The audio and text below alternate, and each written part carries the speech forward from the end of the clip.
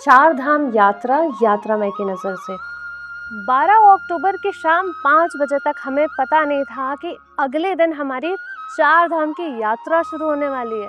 और सबसे बड़ी बात ये है कि हमारी टीम ऑलरेडी 10 दिनों से ट्रैवल में थी। कहाँ तो सब लखनऊ पहुंचकर 2 दिन आराम करने वाले थे, मगर शायद इसी को कहते हैं बाबा का बुलावा। 2 महीने के रिसर्च और प्लानिंग के हिसाब से हमारी ये यात्रा दिवाली के बाद 23 अक्टूबर को होनी थी। पता नहीं कैसे हम यहाँ चूक गए और हमें पता नहीं चला कि बाबा केदारनाथ का पट बंद होने वाला था और साथ ही गंगोत्री और यमुनोत्री के भी। और दिवाली है 20 को और सबको अपने यहाँ दिवाली पे पहुँचना भी था। तो अब ये हमारे लिए किसी चैलेंज से कम नहीं था। लोग कहाँ तैयारियां करते हैं 2-3 महीने पहले से, और हम सेम डे डिसीजन लेके अपने सामान जुटा रहे थे। बट ऑब्वियस है इतने तत्काल प्रभाव से तो हमें हेलीकॉप्टर की भी सुविधा मिलने से रही। पैदल यात्रा कर नहीं सकते थे क्योंकि समय का अभाव था। हमें तीनों धाम निपटाते हुए लखनऊ पहुंचना है दिवाली तक, और वो भी सही सलामत। टास्क था भाई, लेकिन हर बात के ऊपर एक बात, हर हर महादेव। फाइनली 13 को हम ऑफिस से घर सब निपटाते हुए निकल पड़े अपनी लाइफ की one of the most beautiful और एडवेंचरस यात्रा पे, चार धाम यात्रा। अच्छा, चैलेंज एक और बड़ी थी। ढेरों लैंडस्लाइड्स हुई थी इस साल और कई गांव बह चुके थे कई जगह, जिसमें से एक गांव तो हमने साक्षात विटनेस किया था इस यात्रा में। तो ड्राइविंग और सेफ्टी मुद्दा था भाई। 14 की सुबह ऋषिकेश पहुंचे। देवराहा बाबा के आश्रम रानी मंदिर में हमारा जलपान और विश्राम की व्यवस्था थी। खैर हम यहाँ ज्यादा देर रुक नहीं सकते थे, तो ओवरनाइट ड्राइविंग के बाद एक छोटा सा हॉल्ट लिया हमने गंगा स्नान के साथ। माँ गंगा ने हमारी रात की थकान मिटा दी एज यूजुअल। और ऋषिकेश तो वैसे भी खुद में एक रिफ्रेशमेंट है। यहाँ से हमारी यात्रा शुरू हुई यमुनोत्री के लिए। टेहरी को क्रॉस करते हुए हमें शाम तक यमुनोत्री पहुंचना था। शाम होते होते रास्ता सकरा होता चला जाए। 230 किलोमीटर भाई, वो भी पहाड़ का, वो भी नॉन फेमिलियर पहाड़। सब अपने आप में एंशियस थे कि कब पहुंच जाए, कहीं भी बस रुक जाए। फाइनली बारकोट पहुंचे। एक ऑन रोड हमने होटल देखा। जनरली हमारी यात्रा प्री प्लान होती है, बट जैसा कि हमने बताया कि इस बार सब कुछ इंस्टेंट था, तो हमारे लिए हर पॉइंट किसी सरप्राइज से कम नहीं था। थैंकफुली हमारा स्टे काफी अच्छा रहा, काफी क्लीन और भोजन भी काफी स्वादिष्ट रहा। सबसे बेस्ट पार्ट था कि टेरेस मिला हमें अपने सामने और उसके सामने पहाड़। और क्या चाहिए, यहाँ से रिलेटेड आपको कोई भी इंफॉर्मेशन चाहिए तो आप हमें संपर्क कर सकते हैं। अब हमारी तैयारी अगले दिन यमुनोत्री की यात्रा और दर्शन के लिए। बारकोट टू जानकी चट्टी मात्र 45 किलोमीटर, पर हमें लगा 2 से 2.5 घंटे। और हाँ, नाश्ता मैंडेटरी है। भूखे भजन न होई गोपाला, ले लो अपनी कंठी माला। मम्मी अक्सर ऐसा कहा करती हैं। हमारा मानना यह है कि जब भी आपकी यात्रा प्री प्लान ना होना, तो आपको अपनी तैयारी ऐसी रखनी चाहिए कि आप कहीं भी कभी भी रुक सके। इसलिए फॉर सेफर साइड हमने चेकआउट किया। एज एक्सपेक्टेड काफी लैंडस्लाइड्स हो रखी थी। भोलेनाथ की कृपा से इस बार गाड़ी ऊंची थी हमारे पास, तो पार कर लेते, मगर बहुत रिस्की और टाइम टेकिंग रहा। कई जगह तो गाड़ियां मतलब निकल ही नहीं पा रही थी, और तो और एकदम से रोड गायब। मन विचलित हो जा रहा था। बाबा की कृपा से हम सेफली पहुंच गए जानकी चट्टी। अलग वाइब थी थोड़ी, अच्छा लग रहा था पहुंच के। हेलो, नमस्ते, हर महादेव। तो हम पहुंच चुके हैं जानकी चट्टी और यहाँ से हमारी यात्रा शुरू होती है यमुनोत्री के लिए, यमुना नदी के उद्गम स्थल के लिए। हम सब यात्रा में हो। हर हर महादेव। हर महादेव।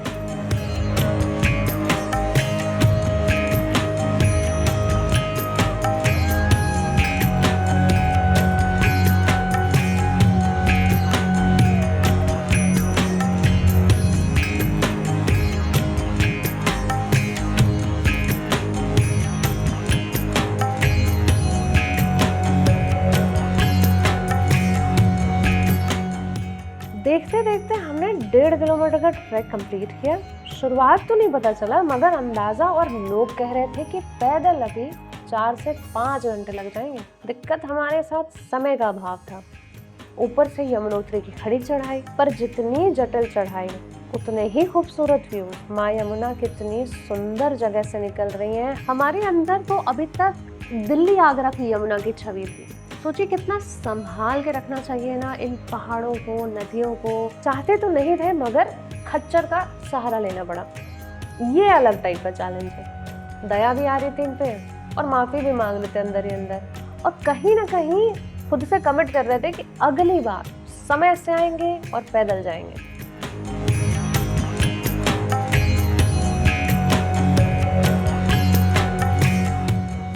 मंदिर परिसर दिखने लगा, माँ यमुना का उद्गम स्थल भी। सूर्य देव की पुत्री यमराज की बहन, कितना महत्व रखती होंगी ना माँ यमुना, अंदाजा लगाया जा सकता है। बहुत सुंदर है इनका मंदिर, उतनी ही सुंदर माँ की मूर्ति।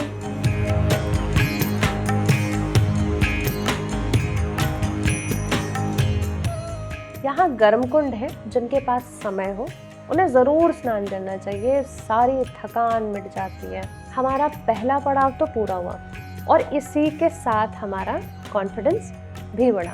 वापसी होनी थी मगर पैदल, वैसे भी सेफ नहीं होता। नीचे खच्चर से उतरना बहुत झटके लगते हैं बॉडी में, उतरना वैसे काफी आसान होता है। शूज अच्छे होने चाहिए, नहीं तो घुटने अंगूठे दोनों ही जाते हैं। मात्र 1 घंटे लगे उतरने में। 3 बजे हमने वापसी ली और 4 साढ़े 4 तक पहुंच गए अपनी बेच जान की चट्टी पे। मगर कुल मिला के हम लोग लेट हो चुके थे और अगला हॉल्ट भी हमने सेम होटल में लिया। फिर अगले दिन तैयारी माँ गंगोत्री की यात्रा दर्शन के लिए। बागकोट से लगभग 179 किलोमीटर की दूरी, वो भी पहाड़ की। और सबसे अच्छी बात, वापसी भी उसी दिन होनी है। एज यूजुअल नाश्ता मैंडेटरी है और मैं तब तक नहीं रुकती हूँ खाने पीने जब तक मुझे कोई बेहतरीन व्यू ना दिखे। बहुत सेलेक्टिव हूँ इस मामले में। मुझे लगता है ना हर मोमेंट बेस्ट होना चाहिए, कॉम्प्रोमाइज नहीं। गंगोत्री धाम यात्रा की तरफ हम बढ़ते हुए कुछ उटपटांग बातें करते हुए, खड़े नोकीले पहाड़ पर, हाँ वाइब अलग थी यहाँ की। और असली रास्ता शुरू हुआ जब हमें अगल बगल देवदार दिखने लगे। बगल से गुजरती माँ गंगा,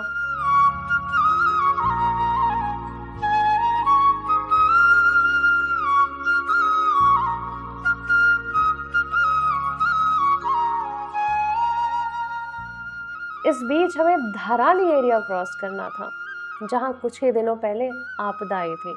पूरा का पूरा गांव बह गया था यहाँ। कहाँ तो कुछ दिन पहले टीवी न्यूज़ पे देख रहे थे और अभी हमारे सामने था। अभी भी यहाँ काम चल रहा है। देखकर मन अजीब सा हो गया। क्या बीती होगी उस वक्त ना यहाँ के लोगों पे। नेचर जितनी सुंदर उतनी ही भयावह। गंगोत्री वहाँ की शांति, मंदिर की पवित्रता और गंगा की धारा देखकर मन बिल्कुल शांत हो गया।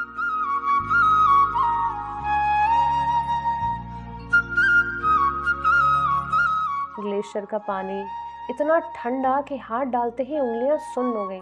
बड़े असमंजस में थे कि नहाए कि ना नहाए। पहले सिर्फ प्रणाम किया, फिर लगा जाते ही अफसोस नहीं रह जाए कि मौका खो दिया। कहाँ कहाँ नहीं पहुंची माँ गंगा और हम उन्हीं के पास पहुंचकर उनसे वंचित रह जाएं, तो फिर क्या ही यात्रा किया। हर हर गंगे, हर हर गंगे, हर हर गंगे। इस यात्रा का दूसरा पड़ाव पार हुआ। मगर 1 मिनट, इतना आसान होता तो बात ही क्या थी। गाड़ी चली नहीं कि चढ़ान पे डिक्की खुल गई और जिस लैपटॉप के भरोसे हम थे उसने छलांग मार दी और अब हमारी यात्रा पूरी हुई। और जैसे कि हमने पहले भी कहा है कि बड़ी जैम पैक्ड यात्रा होनी थी ये, तो वापसी लेने के अलावा हमारे पास और कोई ऑप्शन नहीं था।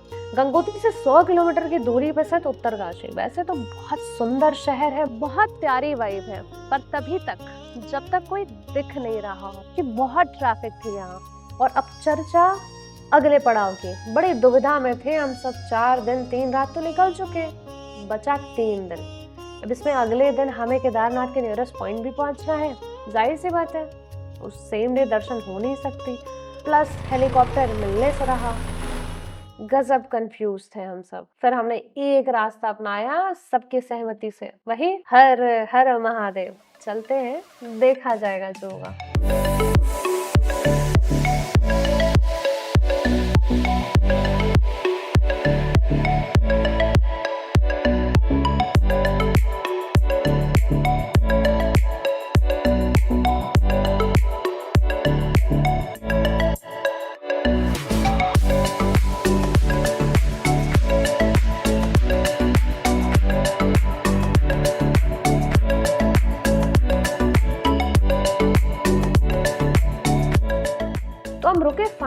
रामपुर में GMEN की प्रॉपर्टी काफी अच्छी स्टे है, वाइब बहुत अच्छी है। Let me tell you, GMEN और KMEN की बेस्ट पार्ट ये है कि इनके होटल्स और रिजॉर्ट्स हर जगह प्राइम लोकेशंस और शॉर्ट पार्किंग के साथ होते हैं। सो आई वुड सजेस्ट कि आपको सुविधा चाहिए तो गो फॉर देम। इनसे रिलेटेड कोई इन्फॉर्मेशन आपको चाहिए तो आप बेझिझक हमसे संपर्क कर सकते हैं। यहाँ से चेकआउट नहीं किया हमने और ये एक अच्छा मूव रहा, क्योंकि वापसी सेम डे तो हो जाएगी, बट पहाड़ पे आप शाम के बाद ड्राइव नहीं कर पाएंगे, वो भी इन पहाड़ों पर। ऑल्सो भोर में निकलना था हमें, तो चेकआउट और पैकिंग के झंझट से बचते हैं हम लोग। भोर हुई, हमारी यात्रा आरंभ हुई एक स्टिक और चाय के साथ।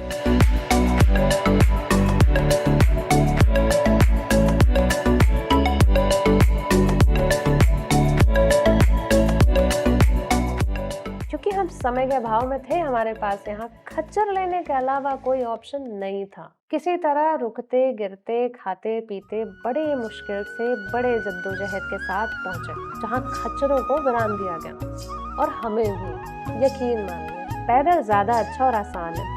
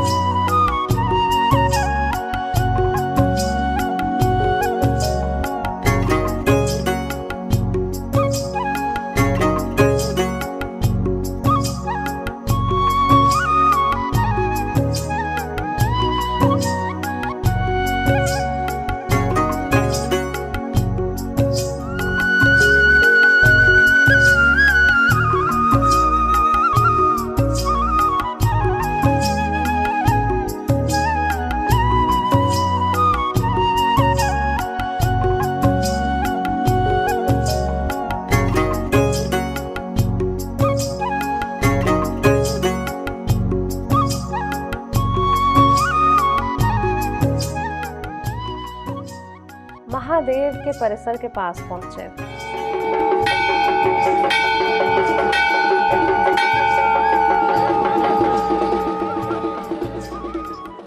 कपाट तो बंद था, लेकिन हमारी आंखें खुली थी और आंसू रुक नहीं रहे थे। कुछ ऐसी है मेरे महादेव की शक्ति, हर कण उनके आगे छोटा लगता है। उनके आसपास पहुंचते ही सारे डर खत्म हो जाते हैं, सारी बात हवा लगती है, सब कुछ पिछला धुआं हो जाता है, आगे की चिंता लुप्त हो जाती है। बस कुछ अगर रह जाता है तो महादेव और सारा मैं भस्म हो जाता है। एक बात हम सबको समझ नहीं आ रही थी कि इतना कंस्ट्रक्शन क्यों, वो भी मंदिर परिसर में। कुछ जगहों को उनके प्राकृतिक खूबसूरती और एकांत के साथ ही छोड़ देना चाहिए। यहाँ हमारा तीसरा पड़ाव पार हुआ। अगले साल फिर आएंगे अगर महादेव ने आदेश दिया, वो भी पैदल। वापसी हुई बड़ी संतुष्टि के साथ। पहिया पहिया रास्ता पूरा करते हुए हम पहुंचे शटल सेवा तक और फिर अपने होटल तक। और इस तरह हमारी केदारनाथ की यात्रा यादगार पल और भारी अनुभवों के साथ पूरी हुई। लेकिन अभी घर तक का रास्ता पूरा तय करना बाकी था। मगर हमारे क्रिएटिव हेड की बेहतरीन और मैच्योर ड्राइविंग ने हमें ऑलरेडी बूस्ट किया हुआ था कि we are in safe hands और हम सही सलामत लखनऊ पहुंचेंगे। 19 को हमने वापसी ली केदारनाथ से लखनऊ के लिए। 19 तो नहीं मगर दिवाली के दिन 20 को सुबह 6 बजे हम सब अपने परिवारजनों के साथ अपने घर पहुंच चुके थे और दिवाली के पश्चात हमारी अधूरी यात्रा पूरी होने को शुरू होती है। इस बार रास्ता अलग लिया हमने, अल्मोड़ा होते हुए गए। पहली हॉल्ट कसार देवी में थी, जो कि हमारी यात्राओं में से मोस्ट स्पेशल स्पॉट है because of the van Allen bell. बाबा बद्री विशाल की यात्रा शुरू हुई कौसानी होते हुए। कौसानी ना अपने आप में बहुत खूबसूरत जगह है। इस पे हमारी एक इंफॉर्मेटिव वीडियो भी बन रखी है, आप हमारे चैनल पे जाकर देख सकते हैं। बाबा के करीब जाते जाते शाम हो गई तो हमने एक हॉल्ट लिया जोशीमठ में। अच्छी स्टे मिली हमें यहाँ भी, ओवरऑल सब कुछ अच्छा था, पार्किंग की भी सुविधा थी।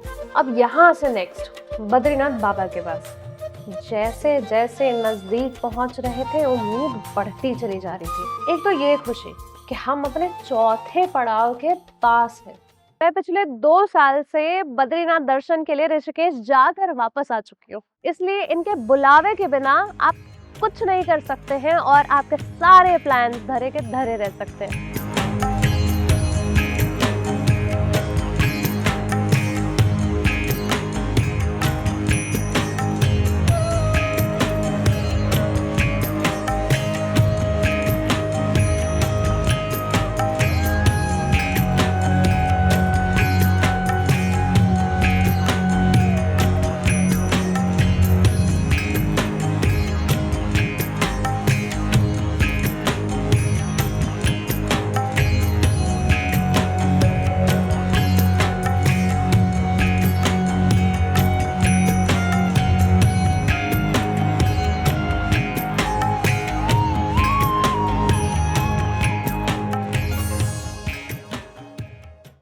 बाकी 3 धाम के कंपैरिजन में अगर देखें तो यहाँ काफी ठंड मिली। बद्रीनाथ धाम पहुंचते ही ऐसा लगा मानो आत्मा किसी पवित्र ऊर्जा से भर गई।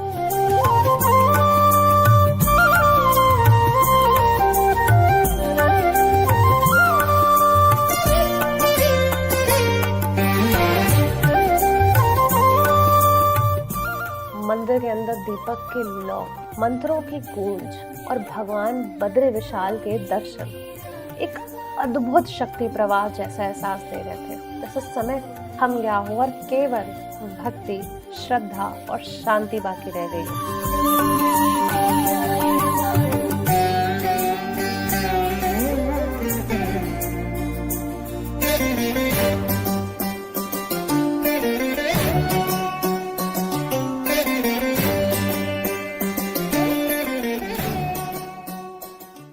अब यहाँ तक आए हैं तो भारत का पहला गांव माना गांव जाना तो बनता है। और आपको बता दें कि यहाँ से आगे जाने के लिए आपको चलते चले जाना होता है। डिपेंड करता है कि आपको जाना कहाँ तक है। सरस्वती उद्गम स्थल, भीम पुल, गणेश गुफा, व्यास गुफा या फिर वसुंधरा फॉल्स।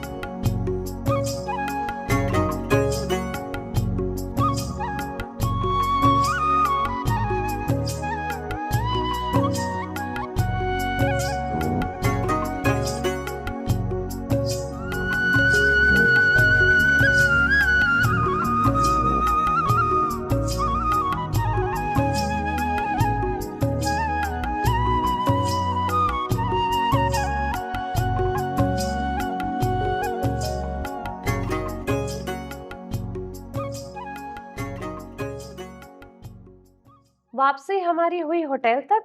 हमने स्टे लिया मंदिर के पास ही। इसके बाद हम लोगों ने अपने सिलेंडर, स्टोव सबका भरपूर इस्तेमाल किया, रूम गर्म करने से लेकर चाय बनाने तक, और फिर निकल गए बाबा बद्री के पास, क्योंकि एक बार में मन नहीं भरा। सुंदर वातावरण, मजा आ गया, गजब की ठंडक थी। वो शाम, वो गलियां, वो नदी की आवाज, मंदिर का परिसर दूर से दिखता हुआ, सब कुछ इतना सुंदर लग रहा था जिसे शायद हम स्पष्ट नहीं कर सकते अपने शब्दों में। वैसे तो बहुत अच्छा नहीं थी वापसी की, मगर ढेर सारी यादें थी कुल मिला के कुछ महीने काटने के लिए। व्यू और वाइब की भी अगर बात करें तो बद्रीनाथ का कोई तोड़ नहीं है। यहाँ मिला हर अनुभव अत्यंत खूबसूरत है। यकीन नहीं हो रहा था कि हमारे 4 धाम की यात्रा पूरी हो गई है और शायद हम यकीन करना भी नहीं चाह रहे थे। फिर से जाना है, फिर से यात्रा दोहरानी है, अलग अनुभवों के साथ वापस आना है। तो जुड़िए हमारे आगे आने वाली यात्राओं के साथ और हमारे चैनल को सब्सक्राइब और लाइक करिए। आपका एक लाइक और सब्सक्राइब हमारे लिए बहुत महत्व रखता है। अब यहाँ पर हम विराम लेते हैं फिलहाल के लिए। आप, मैं, हम सब यात्रा में हो।